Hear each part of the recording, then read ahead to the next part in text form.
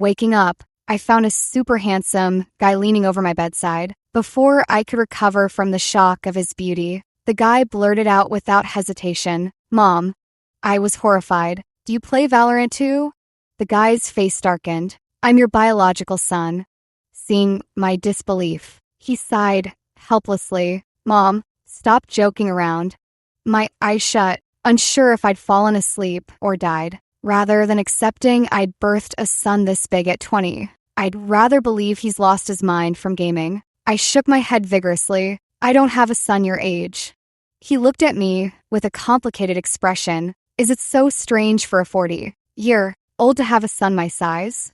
I waved my hands dismissively. "Impossible. I just turned 20 yesterday. How did blowing out candles fast forward me to 40?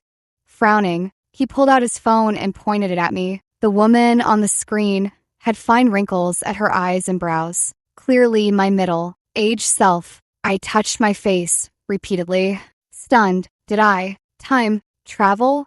I'd woken up, leaped from 20 to 40, and gained a full-grown son in the process. It took me a long time to process this fact. I asked with difficulty, "Who is your father?" At the mention of his father, disgust flashed in his eyes. He spat out a name coldly. "Ethan Jiang." Ethan Jiang, the senior I had a crush on for years. Suddenly, my son's handsome face looked familiar. His delicate features strongly resembled Ethan's, perhaps due to my genes. His face was much softer compared to Ethan's sharp angles. I never thought that 20 years later, my wish would actually come true. Not only did I marry him, but we also had such a grown child. Meeting my future son for the first time, I felt at a loss. I questioned him like checking a census. "What's your name? How old are you? Which school do you attend?" My son answered each question one by one. "Leo Jiang, 17 years old, a senior at Riverwood High." Doing the math, I must have given birth to him right after graduating from college. I teased him like a child. "Star, do you like daddy or mommy more?" Leo's face fell instantly. "I can accept your amnesia, but not your loss of intelligence." At 40, I ended up in the hospital after falling down the stairs. Leo Jiang simply thought I had amnesia, which was why I didn't recognize him. When I mentioned Ethan Jiang, a flicker of disgust crossed Leo's eyes. "Don't bring him up. He's bad luck." Seems like their father-son relationship isn't great. After the doctor confirmed I was fine, Leo took me home from the hospital. The changes over the past 20 years were staggering. Following Leo back home felt like a country bumpkin stepping into a grand palace, a sprawling riverside penthouse. I never dared to dream that 20 years later, I'd become wealthy. Gazing at the living room so spacious you could play badminton in it, I suddenly felt at peace. The heavens still treat me like their favorite grandchild. Skip 20 years of detours. I wandered around the house, but found no trace of Ethan. But I didn't dwell on it. Before I arrived, he was already building his business. Seems like he succeeded. Big bosses are always busy. I get it. At 40, I've never worked a day in my life, with money and time to spare. But at 20, I was a poor college student, suddenly coming into wealth. My first reaction was to indulge in retail therapy. When I first saw my face, I couldn't accept it, so disheveled and haggard that I could hardly believe it. I've always been someone who cares about my appearance. How could I possibly tolerate looking like this? I went all out, skincare, manicures, and a shopping spree. Only when I saw myself in the mirror, completely transformed, was I finally satisfied. I took several selfies, wanting to share them with my best friend. Then I realized I didn't even have her WeChat. By the time I got home, it was already very late. But Leo Jiang wasn't home, and his phone was unreachable. Where could a high school student go after school instead of coming home? I went out to look for him, though in reality, he's less than 2 years younger than me. Still, he is my future son after all. In my eyes, he's just a kid. Just as I reached the door, I saw Leo Jiang in his school uniform returning. I quickly grabbed him. "Where have you been?" Leo Jiang didn't say a word. It wasn't until I turned on the light that I noticed the injuries on his face. I reached out to touch them. "Did you get into a fight?" Leo Jiang turned his face away. "Just a fall." I didn't believe it for a second, since when do falls leave marks like that? His stubbornness is just like mine. Once he decides not to talk, no amount of questioning will make him budge. To find out where his injuries really came from, I decided to follow him. The next day after school, I waited outside his school gate. The dismissal bell rang. A flood of students in uniforms poured out of the school. I spotted Liu Jiang immediately. Maybe it's just a mother's bias, but to me, Liu Jiang stood out from the crowd, strikingly noticeable. A small sense of pride swelled in my heart. My taste has always been impeccable. Married a handsome man and gave birth to such a good-looking son. He hadn't walked far from the school gate when a group of boys in uniforms stopped him. They dragged him away, pulling and shoving. My heart tightened. I grabbed a baseball bat from the trunk and followed. The group of boys dragged Liu Jiang into an empty alley. The leader leaned close to him. Whatever he said provoked Liu into a rage. Liu raised his fist and punched him in the face. Just as the other boys were about to jump Liu, I stepped in front of him, baseball bat in hand. "Everyone, stop. Who taught you to bully classmates?" Seeing me, Liu instinctively shouted, "Mom." The leader's face paled when he heard him call me mom. Instead of backing off, he yelled to the others, "Even your mom can't save you. I'll still beat you up." I swung the bat hard at the guy's legs. The once cocky boy crumpled to the ground, grimacing in pain, seeing their leader down. The others moved to retaliate. I shoved the bat into Leo's hands. "Son, hit him." Leo looked utterly exasperated. I whispered in his ear, "I already called the police. You're a minor. You can hit him without consequences."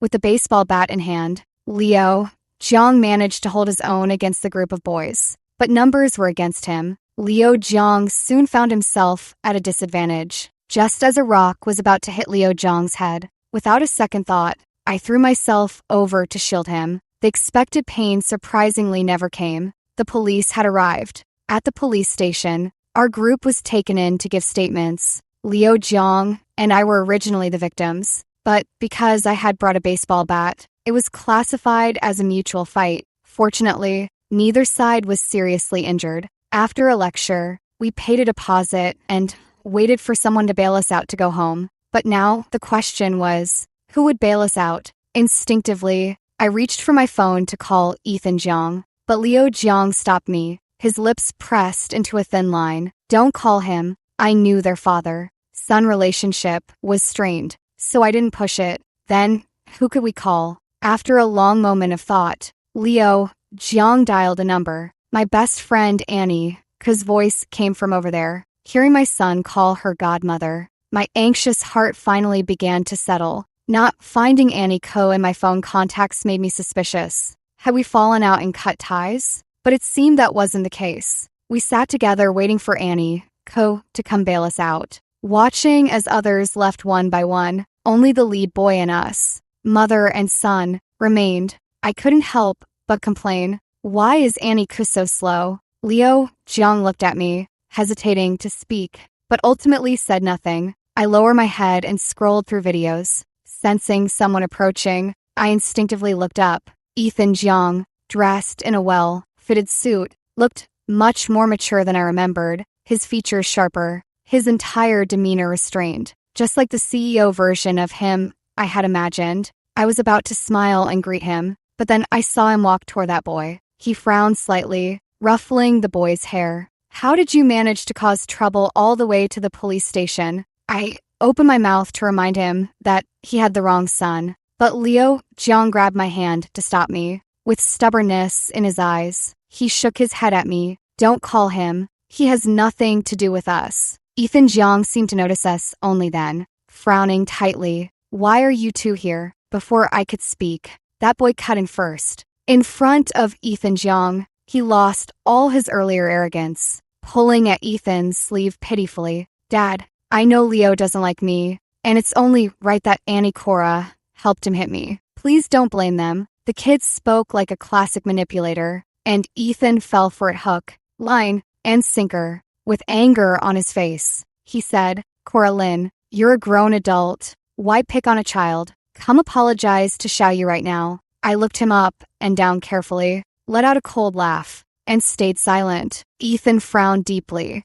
Why take out what's between us on a child? Finally, I understood what would happen 20 years later. Ethan Jiang had been unfaithful for years, even allowing his illegitimate son to bully Liu Jiang. With that thought, I raised my hand and slapped Ethan Jiang hard across the face. Who do you think you are? In my 40 years, I had never hit him before. Ethan's eyes filled with disbelief, quickly replaced by fury. Cora, have you lost your mind? My slap came out of nowhere. Even Liu Jiang looked utterly stunned, but he quickly snapped out of it and stepped in front of me. Jiang seized the chance to stir the pot. Aunt Cora, even if you dislike me and Mom, you can't treat Dad like this. I stared at him expressionlessly. Keep talking, and you're next. Ethan suppressed his rage and growled at me. Enough, Cora, look at yourself. What has gotten into you? I replied calmly. What do I look like?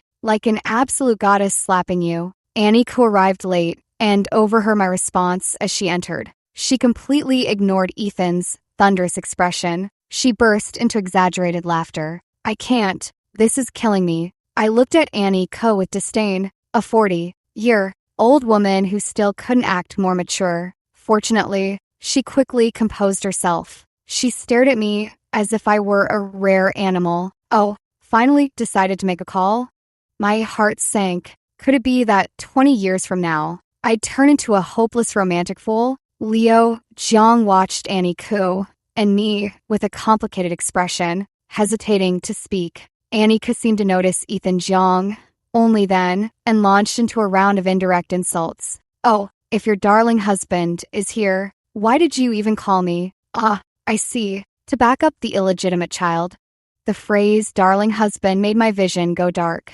Annie couldn't spare me a single glance. She treated me like air. After we left the police station, she focused solely on comforting Liu Jiang, fussing over his health, worrying about his studies. She acted more like his birth mother than I did. Every time I tried to speak, she ignored me. It wasn't until she took a phone call that she hurried away, without saying a single word to me. I couldn't help but feel a little hurt. I woke up to find myself transported to my 40s, with my best friend now a stranger to me. Tears streamed down my face in the wind. Liu Jiang wiped the tears from my cheeks. He comforted me, saying, "The wind is strong. Let's go home first." I stared intently at his face, so strikingly similar to Ethan Jiang's. After a long pause, I finally spoke. Star, if I said I want a divorce, could you accept it? Liu Jiang froze, realizing what I had said. Disbelief filled his eyes. Soon, the surprise in his eyes faded,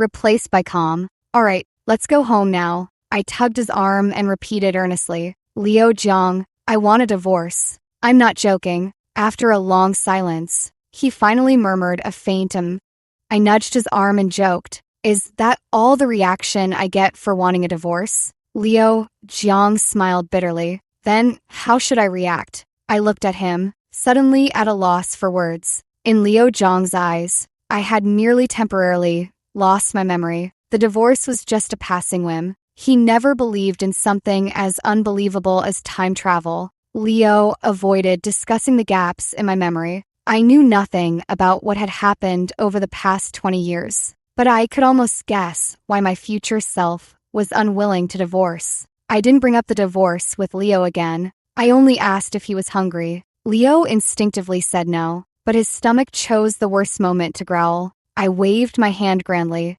Come on, let's go home. Mom will make you a midnight snack. Truth be told, I had no talent for cooking. Fortunately, Liu wasn't picky. Facing the instant noodles I'd struggled with for an hour, he still managed to praise them without batting an eye. This is the most delicious instant noodles I've ever had. I told him not to force compliments if he had nothing nice to say, but my heart ached uncontrollably. Liu was the best kid in the world, but Coraline was not a good mother. After that late night snack, Liu Jiang and I seemed to grow a bit closer. Occasionally, after school, he complained to me about having too much homework. He'd also tease me about giving the kitchen a break. When I brought out my innovative dish, Liu's expression twisted in dismay. Why are the chicken wings green? I beamed with pride. Cola chicken wings are so last season. These are my invention. Fanta chicken wings. Don't they make your eyes light up? He looked utterly resistant. Honestly,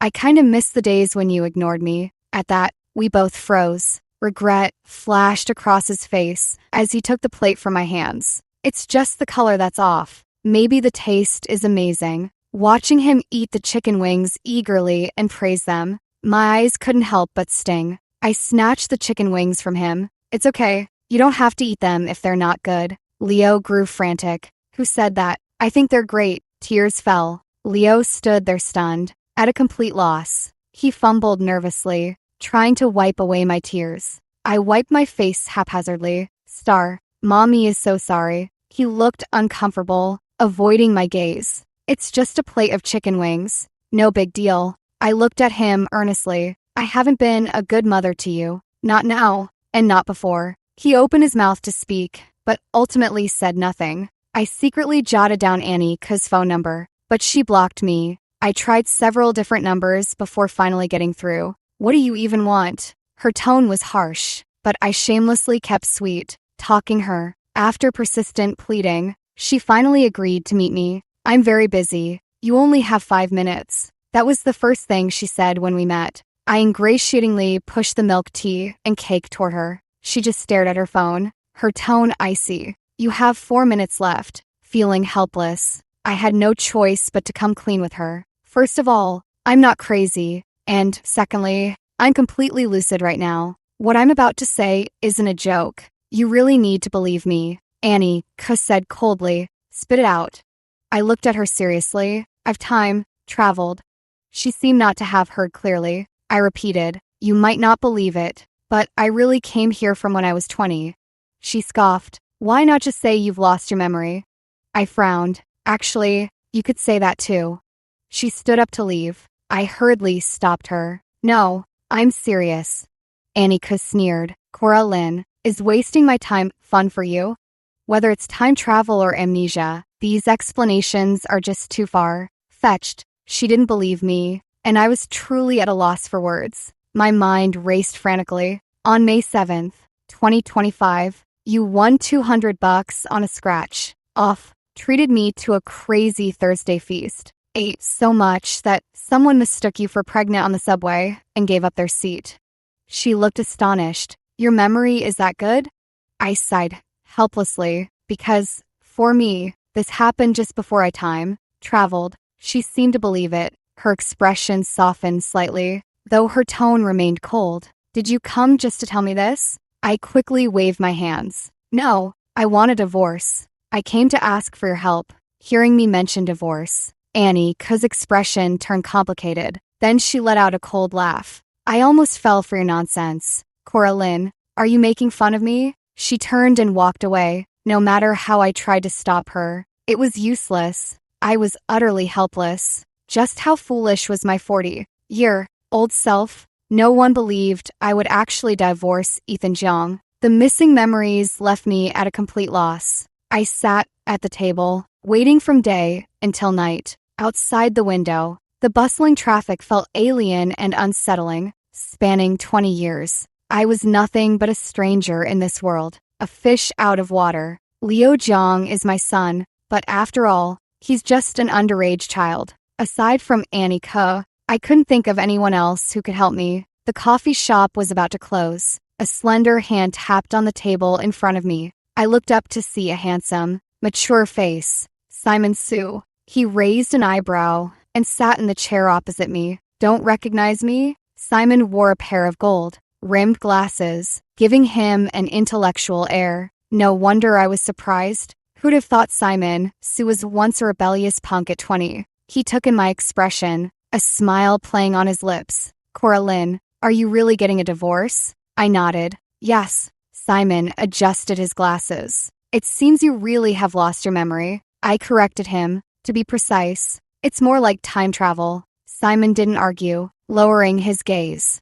I suppose so. Otherwise, you wouldn't be willing to talk to me. I stared in disbelief. Are you sure you're talking about me? Simon Su is my childhood friend. Before I traveled through time, he'd rush back from out of town just to celebrate my birthday. Who would have thought that 20 years later, the two people celebrating my birthday with me would both have broken ties with me? I don't know how many foolish things I've done, but I instinctively apologized. But he cut me off. It's not your fault. It's mine. Simon Sue had opened his own law firm and was now the renowned attorney Sue. After confirming that I really wanted a divorce, he brought his full professionalism to the table. His serious and stern demeanor showed no trace of the rebellious young man he was at 20. When he heard my demands, there was a hint of surprise in his eyes. Are you sure? I nodded. Of course. He cheated. Shouldn't I demand he leaves with nothing? Simon Sue shook his head. You absolutely can.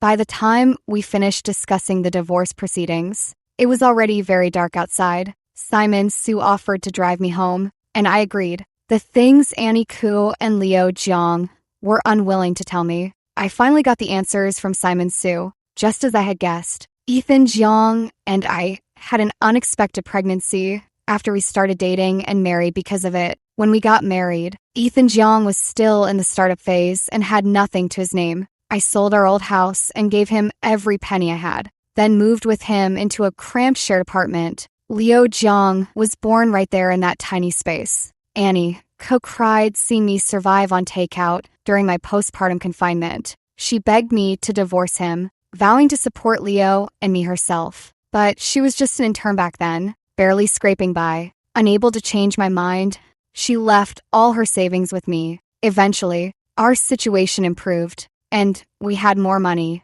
Then Ethan Jiang cheated. I screamed, cried, and raged at him without restraint. Pushed to his limit, Ethan demanded a divorce. I stubbornly refused. Annie, furious at my weakness, threatened to cut ties with me. Still, I clung stubbornly to the marriage. I even tried to win Ethan back. Bending over backward to please him, she'd resolved to wash her hands of me for good, but her heart broke at the sight of Leo, terrified and wailing. It wasn't until Ethan's mistress showed up with their love child to provoke me that everything changed. I remained unmoved. When Leo Jiang stood up for me, I angrily scolded him, blaming him for Ethan Jiang not coming home. That was when she completely gave up on me. My blood ran cold. I simply couldn't imagine how absurd I had become, all for a man. I tried to detect any hint of a joke in Simon Sue's eyes, but the truth was right in front of me. I couldn't deny it. The 20-year-old Cora Lynn couldn't empathize with the 40-year-old Cora Lynn. We walked side by side in silence. Simon Sue suddenly asked me, Cora, do you remember saying you wanted to become the greatest photographer? At 20, Cora Lynn was determined to become the greatest photographer, carrying her secondhand camera every day. She took pictures everywhere. But after accidentally photographing Ethan Jiang, she was captivated, falling deeply for him. Traveling 20 years into the future, Cora not only hadn't become the greatest photographer, she had never even held a job. Even with only memories from my 20s, I had nearly forgotten my own dreams. When I asked Simon Sue why we had fallen out, his eyes filled with helplessness. Cora, if only I had been braver back then. His voice was so soft it scattered in the night wind. I didn't catch it clearly, and was about to ask him to repeat when Ethan Jiang pulled my arm with a cold expression. Cora Lynn, did you do all those things for him? I broke free and slapped him across the face. Caught off guard, he looked utterly shocked, furious. One slap wasn't enough. I wanted to hit him again, but he stopped me. Cora Lynn, that's enough. I sneered. Enough your ass. I raised my leg forcefully and struck. Ethan Jiang curled up in pain, sweating profusely. I turned to Simon Sue, who wore a look of disdain, and asked sincerely, since we're not divorced yet, this should count as a domestic dispute, right? After getting confirmation, I rubbed my hands together, my face full of eagerness. Then will you help me slap him? I'll write you a letter of understanding, okay? Ethan Jiang looked at me with unfamiliar eyes. Cora Lynn, have you lost your mind? In his perception, Cora Lynn loved him to the extreme, even though his heart belonged to another. Even though she suffered grievances everywhere, Cora Lynn still refused to divorce. Now, I either hit or scold him. In his view, this was madness. Ethan Jiang's custom tailored suit was crumpled and covered in dust everywhere. His carefully styled hair was also disheveled. looking at his disheveled state. I couldn't help but laugh. Yes, I've gone mad. When I was 13 years old, my parents divorced. My father despised me for being a girl. My mother feared I would hinder her remarriage. Neither of them wanted me. I was like a worn out ball, kicked back and forth. In the end, the two reached a consensus, and each went their separate ways to start new lives. And I, along with that dilapidated house, were left behind like a stain. I had always regarded the Cora Lynn of 20 years later as a second person. The experiences of my youth made me sadly realize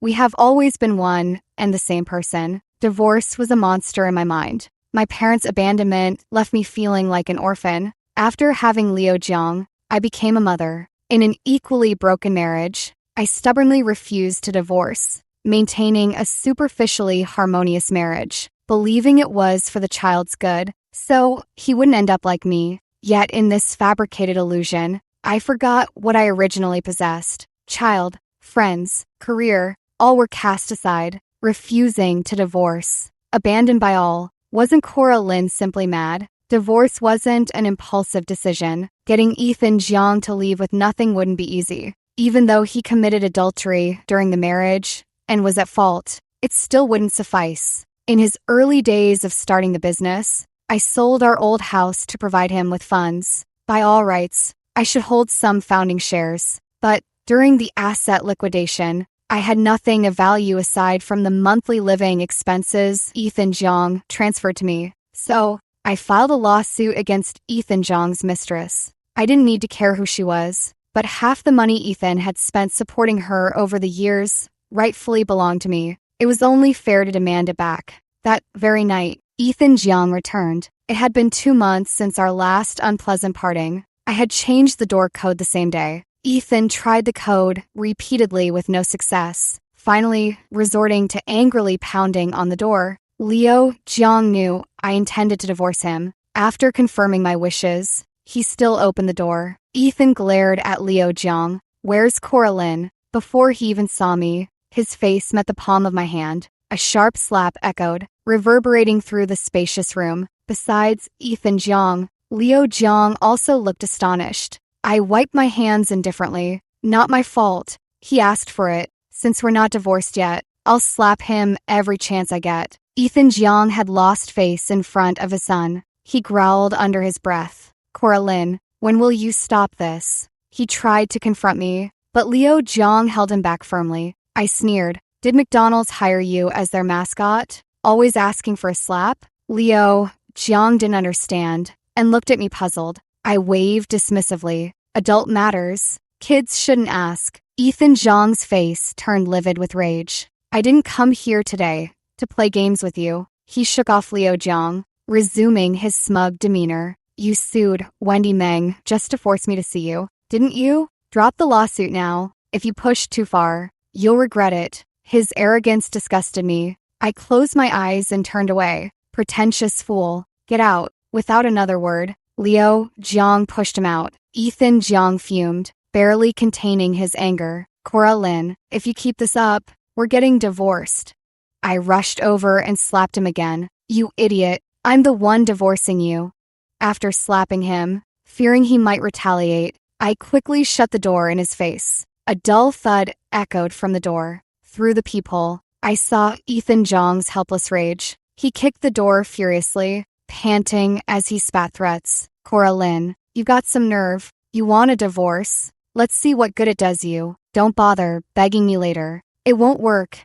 A smirk touched my lips as I happily texted Simon Sue. He took the bait. One moment I was furious. The next I was all smiles. Liu Jiang looked at me with a mix of emotions. Are you okay?" I rolled my eyes dismissively. "I'm fine. You couldn't even stop that old fool. You need to train harder.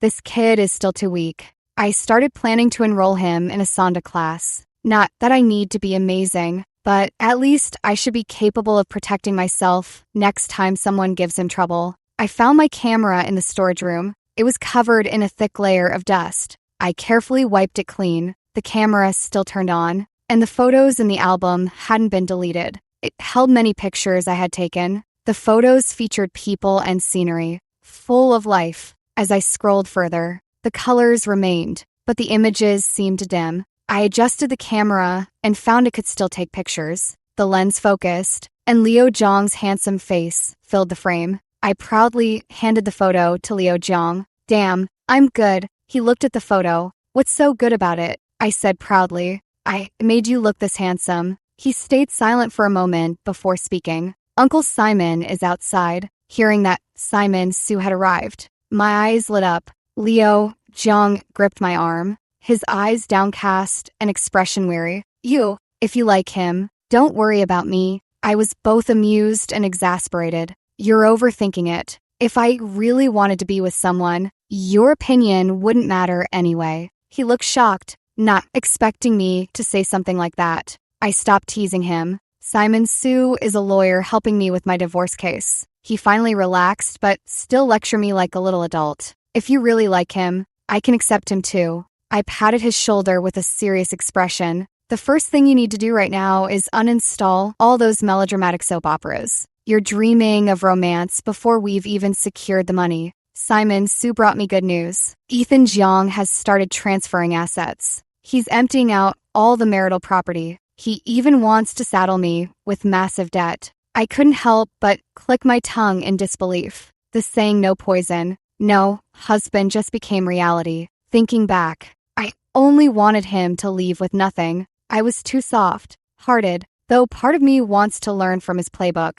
But that would tread into gray areas. Too risky. I only want the assets that belong to me and Liu Jiang. After discussing with Simon Su for a long time, we finally settled on the next step. It was already dark outside. Liu Jiang's kickboxing class was almost over. I realized I hadn't eaten all day. I looked at Simon Su apologetically and offered to treat him to a meal. He raised an eyebrow. "You know how to cook?" I told the truth. "No." He smiled helplessly and rolled up his sleeves. "What do you want to eat? I'll cook for you. My cooking skills are terrible. For me, cooking is just about filling my stomach. When my parents first abandoned me, I didn't even know how to use a gas stove. I ended up eating dry instant noodles for days. It was Simon Su who couldn't stand it and dragged me to his place to eat for a few days. After going too often, neighbors started gossiping. They said Simon Su was treating me like a child bride. I didn't dare go anymore after that. Simon Su had no choice but to climb through my window to help me cook.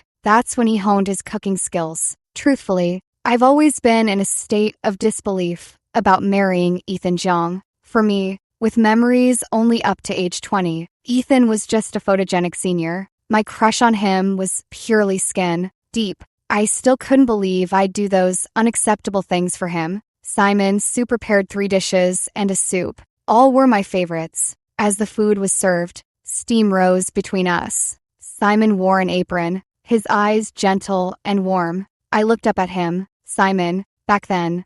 The words caught in my throat. He watched me, seeming to understand my confusion. "Cora, do you remember my 20th birthday gift to you? That ugly plushie he brought me by overnight train, dust still on his clothes. I complained about it twice, and he got angry, turning to leave immediately. Simon ladled a bowl of soup for me. It's my fault for having poor skills. I made it so ugly, yet you still complain and rush me." I stood frozen in place, only snapping back to reality when Liu Jiang opened the door. During the meal, Liu Jiang surprisingly had an extra bowl. After eating, he even volunteered to clear the dishes. When Simon Su left, Liu Jiang took the initiative to see him off. On the day the divorce trial began, Ethan Jiang looked down arrogantly. In his eyes, Cora Lin was just a resentful woman. Without him and without money, she would have nothing left. In the jury, he even brought his mistress and illegitimate child. They expected to see me weeping bitterly, full of regret. But unexpectedly, evidence proved Ethan Jiang had maliciously hidden assets. Leaving with nothing was inevitable. He even got involved in commercial crimes. After leaving the courthouse, besides Liu Jiang waiting for me, there was also Annie Ku. From start to finish, she had been by my side. 20 years later, Annie Ku was remarkable, a successful career woman. She is also my very best friend. Simon Su, who helped me with the lawsuit, was someone she found for me. The evidence against Ethan Jiang was also provided by her behind the scenes. Without her, I would have ended up exactly as Ethan Jiang predicted. I tried to smile at her, but tears still fell. She wiped the tears off my face with a look of disdain. "Don't get your snot on me," though she complained. She didn't push me away. Annie was still a bit awkward with me, but not as resistant as before. I gave her all my share of the money, but she returned it to me. I insisted she take it. Riches shared among friends. She reluctantly accepted half. "I'll keep it for you. Save it for Xinghe." I felt a bit jealous. Xinghe, Xinghe, Xinghe. If Xinghe and I fell into a river, who would you save? She said coldly. "Xinghe." She wouldn't even humor me. Even after becoming wealthy from the divorce, I never replaced that old camera. I carried that outdated camera everywhere, taking photos. Annie was very busy, and Liu Jiang was too occupied with his upcoming college entrance exams. Most of the time, it was Simon Su who kept me company. Simon Su at 40 was gentle, reserved, and incredibly patient, afraid I might get sunburned. He followed behind me holding an umbrella. After arriving here, I had no memories of anything past the age of 20, but whenever I picked up the camera, strange images would flash through my mind. After finding out about the unexpected pregnancy, Ethan Jiang held me close and whispered sweet nothings. He said, "If you're pregnant, we'll have the baby. I'll take care of both of you." When I stumbled upon his illegitimate child calling him daddy and broke down sobbing, Ethan Jiang looked at me coldly and scorned. How disgraceful. What a pathetic sight. These fragmented pieces made me understand why I had become that way. Ethan Jiang constantly belittled me, making me insecure and dependent on him. His hot and cold behavior kept me anxious and unstable, driving me to act like a madwoman. When I saw the Riverside Bridge, a sharp pain shot through my mind. I saw how Ethan Jiang pushed me down. Ethan's illegitimate son complained to him, twisting the facts, saying Liu Jiang couldn't stand him and bullied him. Without even asking, Ethan began blaming Liu. Furious, I confronted him, just for scolding the illegitimate son. He reached out and shoved me to the ground. My head hit a rock, and I bled profusely. That's why I ended up in the hospital when I crossed over. It's also why Liu believed I had amnesia. A white light flashed before my eyes as a car suddenly crashed toward me. "Coraline," Simon Su's voice grew faint. Amid the crimson haze, I saw Jay Zhang's twisted face. The world spun, noise buzzing in my ears. Simon sobbed uncontrollably. Annie cursed loudly. Only Leo's voice was soft. "Mom, you're going back, aren't you?" he said. "Mom, after you return, don't be with Ethan Jiang anymore. I am your child, flowing in your blood. Only if you exist will I exist. Coraline, we'll meet again, right?" Warm droplets fell on my face, one after another. They trickled into my mouth, tasting salty. I wanted to speak, to tell them, "Don't cry. Coraline is truly a mess. So, please don't grieve for me." Before sinking completely into darkness, I heard Annie say, "Don't drink that juice. Coraline, don't drink it." My eyes snapped open. Before me, lights shimmered hazily, while music blared in my ears. In my hand, I was holding a cup, clearly filled with orange juice. Turning my head, I saw Ethan Jiang,